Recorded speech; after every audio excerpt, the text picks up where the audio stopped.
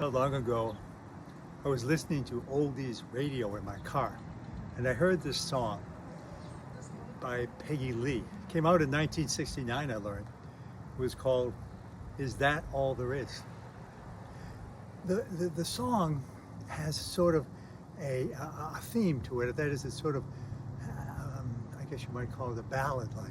And it just begins with a younger girl who's singing about having these experiences in life that she thought were going to be really significant. But on the other side of them, she sort of concludes in the song, is that all there is? That's all there is. And so it sort of progresses through her life. And as she goes on, continues to sing the refrain after each kind of experience in life, is that all there is? And finally, towards the end, she says, if that's all there is, let's break out the booze and have a ball. And so that kind of idea, that sentiment, I guess I'd say, about always looking for something more, that sentiment of always looking forward, looking to the horizon, and even thinking in our own lives, is that it? All the kind of experiences we have that maybe we had great expectations for, and yet afterwards we say, that's it, huh? Now that doesn't mean we're saying let's break out the booze, but the point is, people, I think all of us, it's in our DNA, that we're always kind of looking and searching for more. Something that's more satisfying, that's more enjoyable, that's more fulfilling. I think that's part of who we are.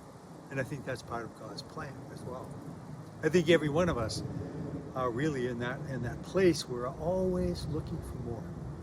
And in that regard, the words of St. Augustine once come back to me thinking, our hearts are restless until they rest in you. I think that's so true. And yet, the culture in which we're living is so loud and so alluring and so promising that you'll find whatever you're looking for if you have this, buy this, go here, do that, and so forth.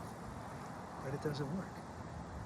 We keep finding ourselves looking a little more, looking for something more. Sometimes, in fact, folks can get into a place where they go faster and faster, moving more frenetically, trying to do more, see more, in order to get to the next something, the next something.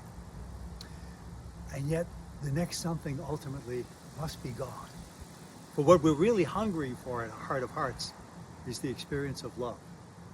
To know love, to encounter love, to experience being loved, to be aware of love, and to really be immersed in that truth of God who is love, of God who is love. The God who made us in love, the God who loves us continuously, always is calling us, is almost like yearning for us to respond to God's call of love.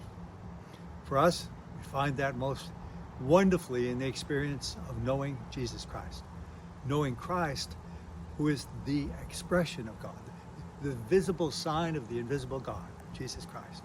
And in through the sacraments and our life of faith in the Christian community, we can grow an ever deeper relationship with this Christ and thus touch into the beauty and the mystery and the loveliness of God's love. And so, my friends, it seems to me in my own journey, whenever I find myself going faster, saying, is this it? That's all there is? I think the answer to the question is, no, that isn't what all there is. There is something more. It's what we're called to. It's what our destiny is, to be in an ever deeper relationship, to respond to the invitation of our loving God for a deeper intimacy with Christ.